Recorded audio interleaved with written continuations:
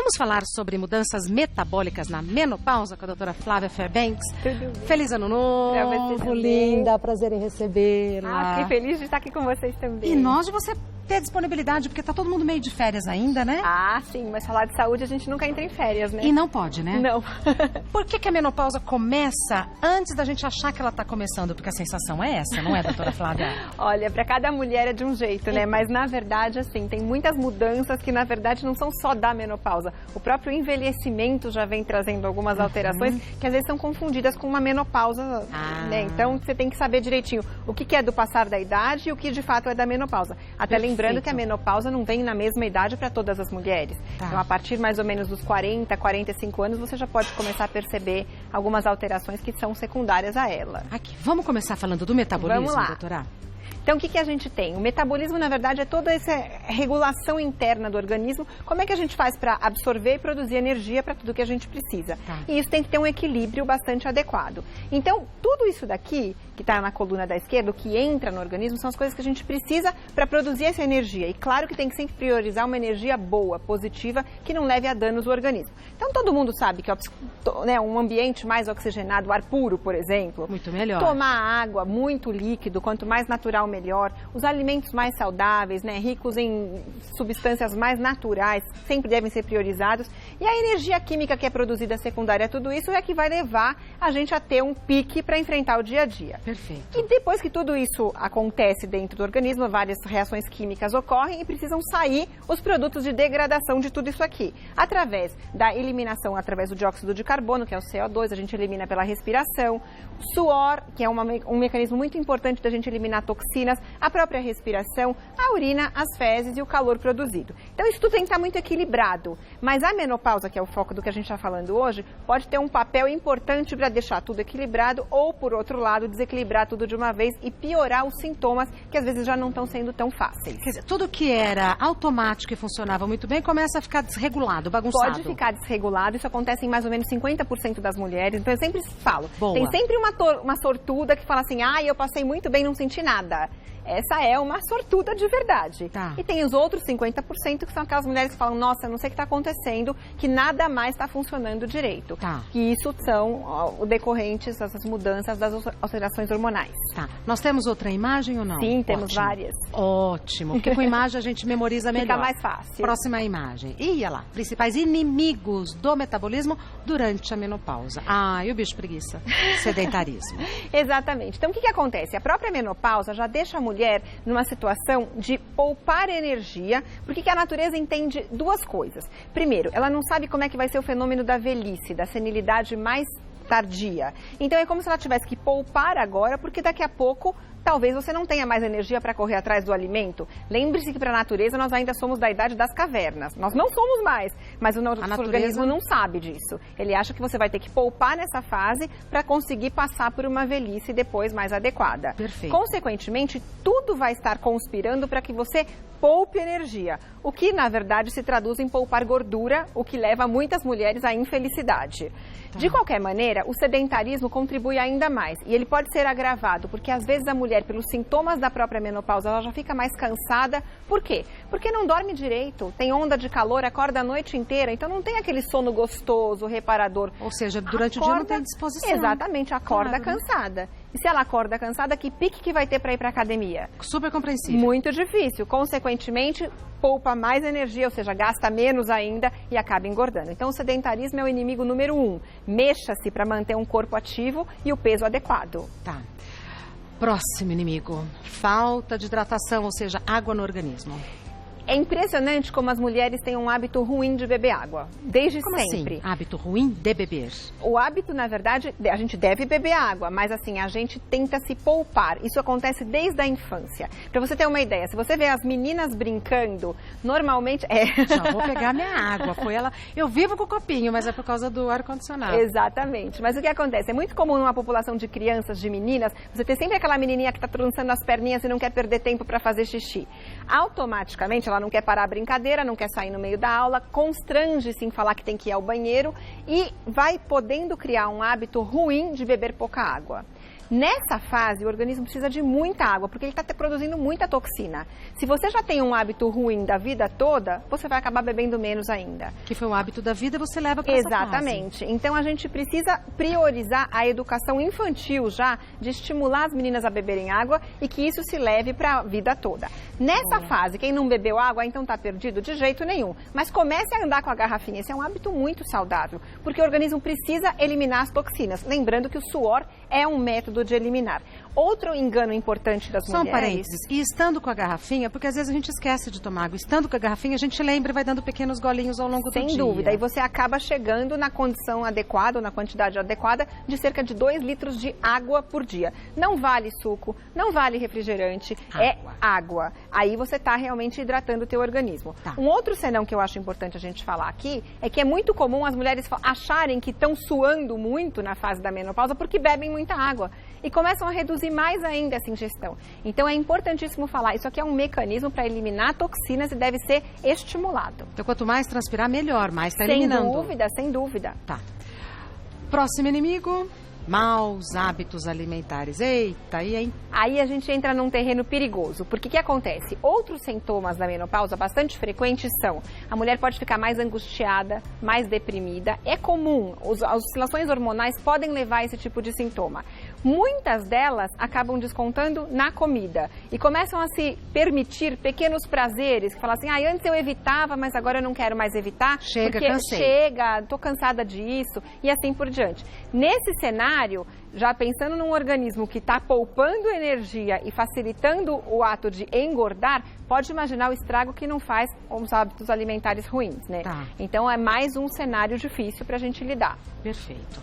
Próximo inimigo. Problemas hormonais. Mas aí, o que a gente pode fazer, doutora Flávia? Então, os problemas hormonais, eles são naturais no sentido de que a menopausa é caracterizada pelo declínio da produção hormonal. Tá. Porém, para as mulheres que estão sintomáticas ou passando mal pela menopausa, precisa ter uma avaliação ginecológica adequada para saber se ela não pode contemporizar esses problemas, por exemplo, repondo hormônios nas mulheres que tiverem indicação para isso. Tá, então é possível também equilibrar. O equilíbrio adequado e de maneira que ela restaure a qualidade de vida. Uma dúvida.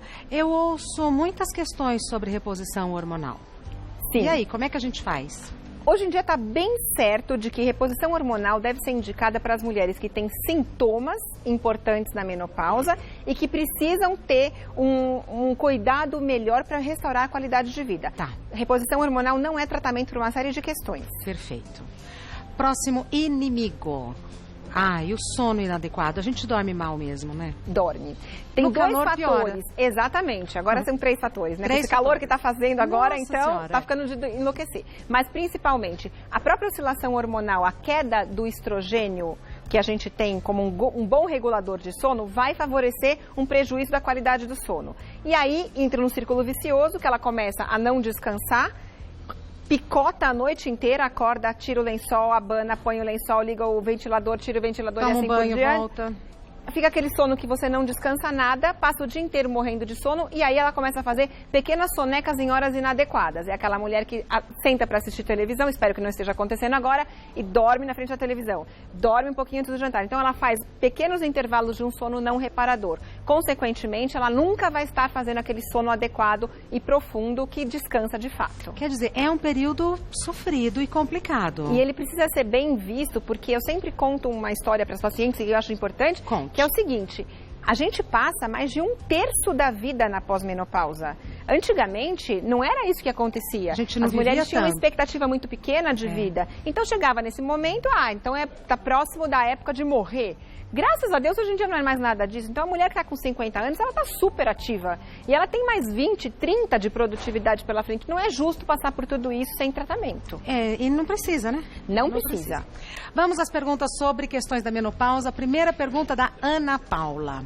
Aplicação de estrógeno creme para amenizar a secura vaginal interfere de alguma forma no metabolismo feminino? Essa pergunta é bastante interessante porque existem várias formas de estrógeno que podem ser aplicadas. As concentrações e as substâncias exatamente não são as mesmas. Existem uns que não são para serem absorvidos, exceto pela mucosa vaginal, e existem outros que são usados como uma forma de reposição hormonal de fato. Então, dependendo do que for colocado, pode sim interferir no metabolismo. Perfeito. Próxima pergunta enviada pela Márcia. Sempre tive tendência a acumular gordurinhas nos quadris e coxas, mas após a menopausa, o culote sumiu.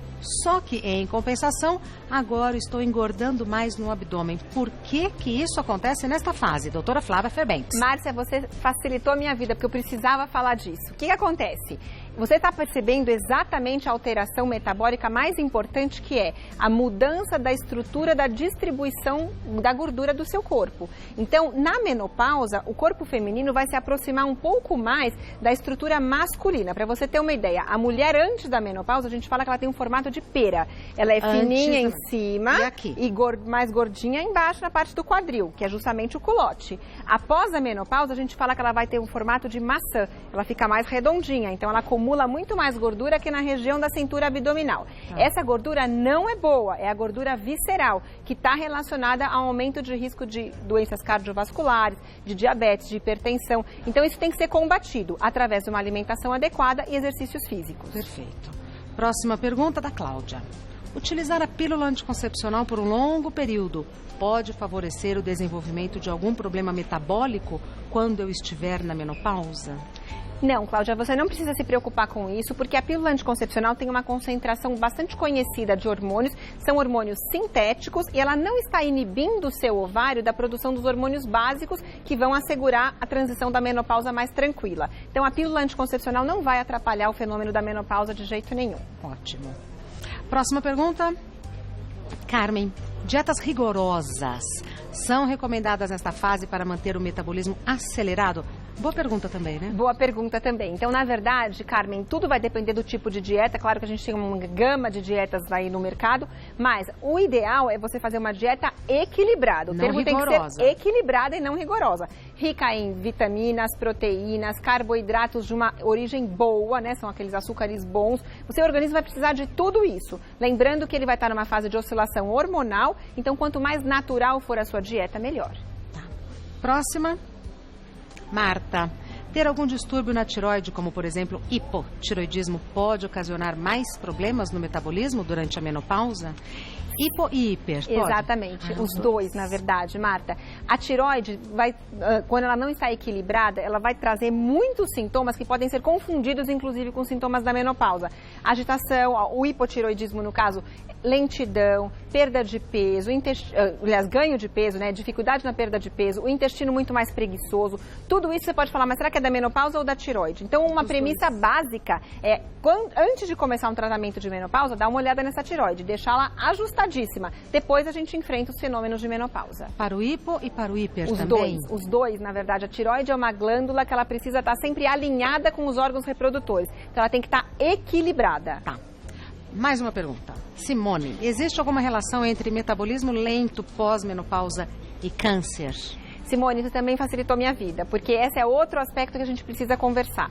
Aquele acúmulo da gordura visceral, ela é uma gordura ruim, como eu falei, e essa gordura está associada a longo prazo ao desenvolvimento de um risco maior dos cânceres hormônio-dependentes, que são câncer de mama, câncer de endométrio, que é aquela pelinha que recobre o útero por dentro, câncer de ovário e alguns tipos de câncer de intestino. Então, não é que você tenha o metabolismo levando ao câncer, o metabolismo leva ao acúmulo de gordura e esse acúmulo de gordura pode favorecer um cenário que pode propiciar o aparecimento de um câncer. Tá. Portanto, combater essa gordura abdominal é muito importante. Tá. Adoro o jeito que você explica. Obrigada. A gente entende tudo, no meio vai outra dúvida, ela explica, doutora Flávia Fairbanks é médica ginecologista, telefone da doutora Flávia 11 3885 3937.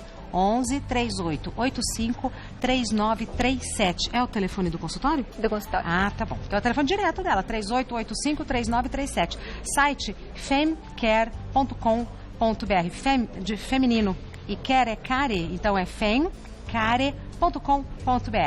O Instagram da doutora Flávia é @clínica_femcare. F-E-M de Maria, femcare. @clínica_femcare. Muito obrigada. Adorei participar. Feliz ano, volte pra muitas você também. vezes. Tomara que a gente consiga conversar bastante tempo esse mês. Vamos, então, vamos tá bom. sobre vários assuntos, todos ligados à nossa condição de mulher. Perfeito. Obrigada, doutora Obrigada Flávia. a você.